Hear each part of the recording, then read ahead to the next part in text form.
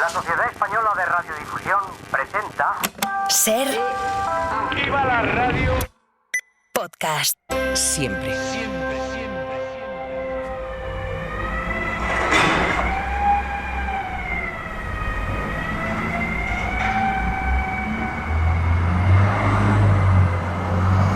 Calcular el número de envases de plástico que se reciclan en España cada año no es una tarea fácil. Ni siquiera el Ministerio de Transición Ecológica sabe cuántas de las botellas vendidas acaban en el contenedor amarillo. Conocer esa cifra es muy importante, no solo porque lo exija Bruselas, sino también porque la Ley de Residuos y Suelos Contaminados del año 2022 establece un objetivo de reciclaje del 70% para los envases de plástico. Si ese mínimo no se alcanza, la normativa contempla la implantación de un nuevo sistema de depósito y retorno de envases, un modelo presente en decenas de países vecinos, pero que España abandonó hace años, priorizando el reciclaje sobre la reutilización.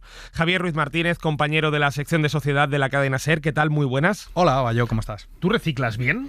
Bueno, yo lo intento. No es fácil, porque lo primero que hay que decir es que en determinadas zonas de España, sobre todo las rurales, no hay tantos contenedores como debería. De hecho, ese es uno de los frenos que tienen muchos españoles, los que viven en zonas más alejadas de las zonas urbanas, para poder hacer bien el reciclaje. Mira, Ecoembes, que es la organización sin ánimo de lucro que gestiona el reciclaje de los residuos del contenedor amarillo y el azul, dice que sí, que reciclamos bien, y le pone datos a esto. Mira, el año pasado, por ejemplo, se reciclaron 1.683.000 toneladas de estos envases que se convirtieron en nueva materia prima después para textiles, tuberías, mobiliario urbano y sobre todo nuevos envases, luego te lo cuento. El 73% de estas toneladas proceden de la recogida separada en 650.000 contenedores amarillos y azules que hay en las calles y plazas de nuestro país. Y todo esto, explica Ecoembes, evita la emisión de 1,7 millones de toneladas de CO2 a la atmósfera. De hecho, recuerdo que hace poco hablábamos de una encuesta de 40dB para la cadena SER y para El País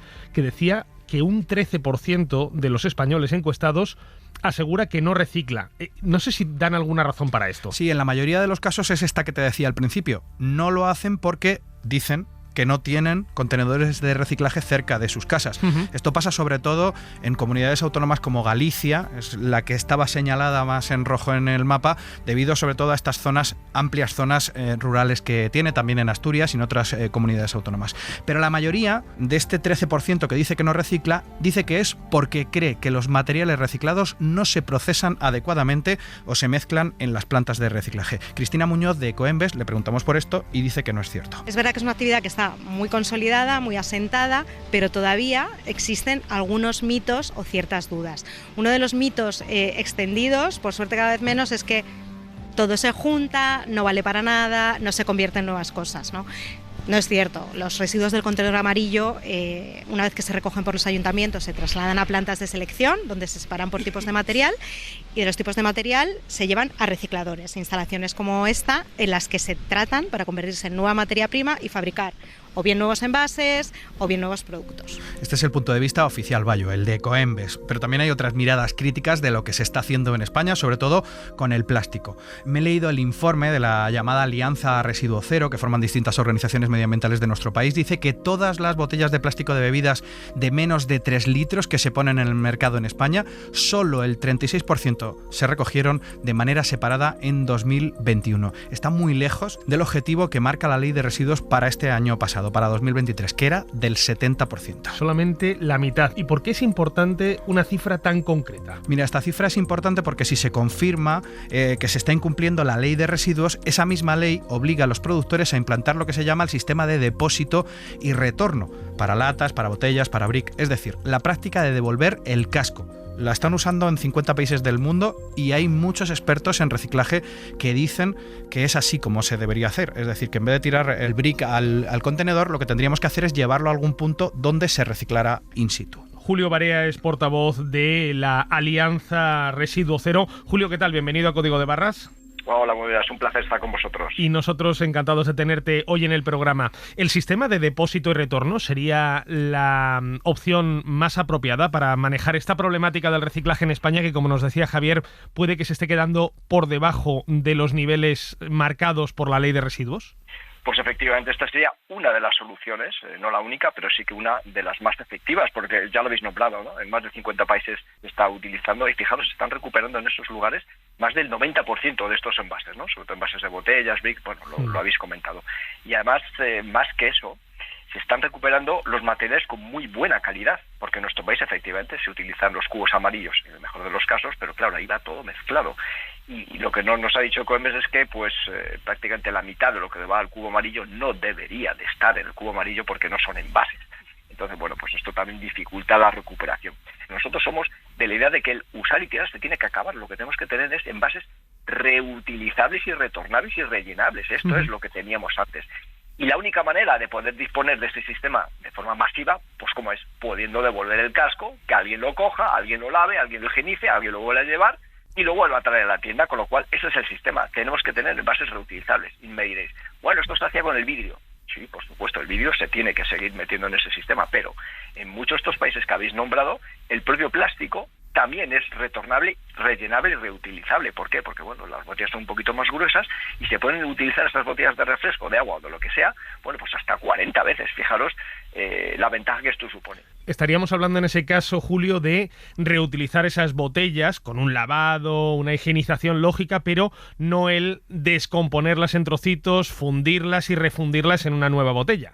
Exactamente, esto sería la premisa, esto sería lo primero que tenemos que hacer. La otra parte del reciclaje, que está bien que sigamos reciclando, pero el reciclaje, lo hemos demostrado en Greenpeace en muchas ocasiones, no es la solución y dado la magnitud del problema que tenemos con los plásticos, no es ninguna solución. Tenemos que seguir reciclando, por supuesto, pero que tenemos que apostar por otras medidas antes que el reciclaje, por supuesto que también. Y una de ellas es, y muy sencilla, la reutilización. Hablaba yo antes, Julio, de esa oficialidad, ¿no?, de Coembes y del Ministerio, de las distintas empresas recicladoras, y claro, nos decían, no debemos de trasladar a la ciudadanía el mensaje de que no se recicla, porque ese mensaje es peligroso porque solo conduce al desánimo de la persona que ahora mismo nos está escuchando. ¿Tú sobre eso qué opinas?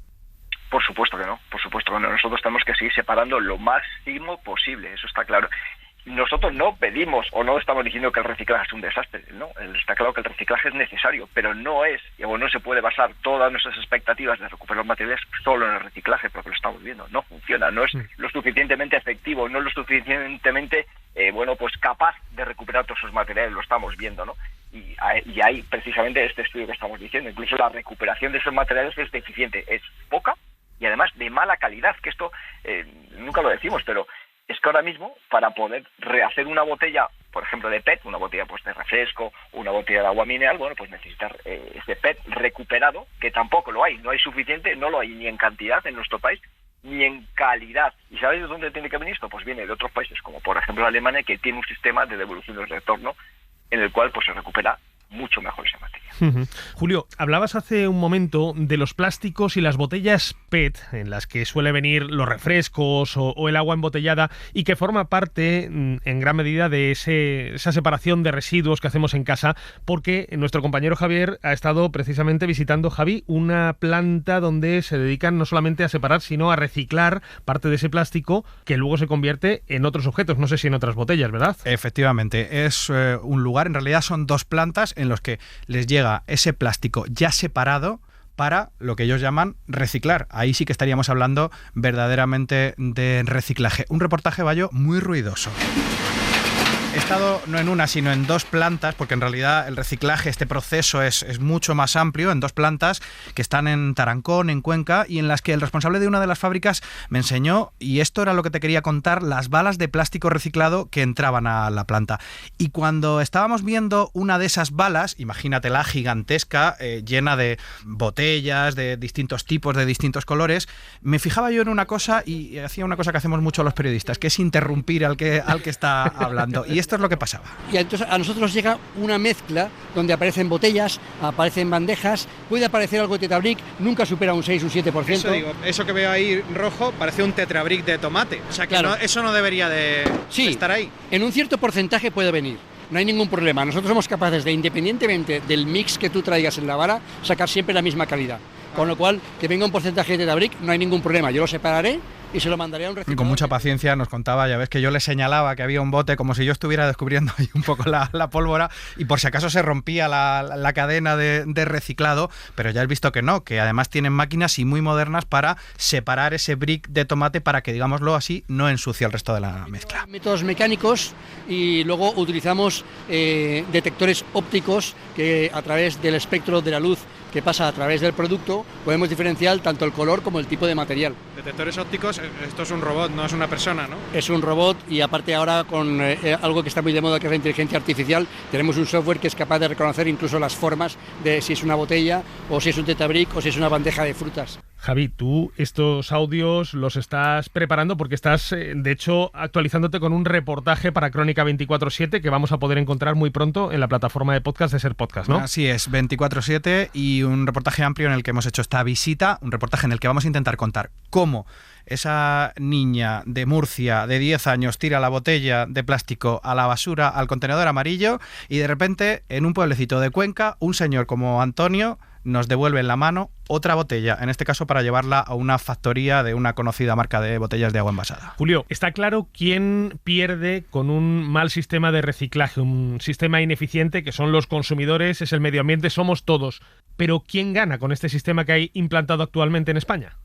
Pues realmente al final el sistema está montado pues para que ganen las empresas que conforman Ecoembes. Ecoembes no es más que una agrupación de más de 12.000 empresas, desde las grandísimas embotelladas de refrescos de marcas que todo el mundo conocéis hasta los yogures Manolita de un pueblo, con lo cual, bueno, pues ahí están metidas todas, incluso están los supermercados, los fabricantes de envases, en fin, hay un compendio grandísimo de empresas que lógicamente, bueno, pues de no hacerse bien las cosas, de no estar ellos pagando lo que deberían de pagar y lo que exige la ley exige que quien contamina paga, en este caso la responsabilidad ampliada del productor, bueno, pues se debe hacer cargo de sus residuos de envases, porque ellos son los que nos han vendido esas latas, esos bricks, esas botellas con productos, pero ellos tienen la obligación de recuperar luego esto. Y esto no se está haciendo de forma eficiente, pues prácticamente desde el principio que se empezó con el tema de los contenedores. Pero uno podría pensar que a estas empresas les compensaría más todavía recuperar esos envases y reutilizarlos en vez de tener que destruirlos y volver a recomponerlos en otro envase, ¿no? ¿No sería para ellos incluso mejor un sistema de reutilización, un sistema de depósito y retorno? Y de hecho ya hay grandes empresas, que tampoco vamos a nombrar, bueno, porque ya están con esa película. Lo que pasa es que dentro de Ecoembes hay muchas voces, muchas fuerzas, y ahora mismo quizás no sean estas empresas las que están frenando el sistema, sino que en este caso pues son otros colectivos, como por ejemplo los grandes supermercados, que se niegan a hacerse cargo pues de esas recogidas, ¿no? Cuando, bueno, pues realmente deberían de estar haciéndolo. Y en fin, bueno, pues es un sistema que a la postre, y lo estamos diciendo con este informe nuevo que presentamos, pues pensamos que en escasamente 2 años y medio en nuestro país vamos a volver a poder disfrutar de devolver el casco. Julio Barea, portavoz de la Alianza Residuo Cero, ha sido un placer tenerte hoy en Código de Barras con estas explicaciones sobre los pros y también las muchas carencias del sistema de reciclaje de plásticos en nuestro país. Gracias por haberte pasado por Código de Barras. Gracias a vosotros, un saludo. Y Javi, nada, a ver qué tal queda ese reportaje, ya me avisarás cuando lo tengas, que no me lo pienso perder. Un abrazo, vaya. Cadena Ser. La radio.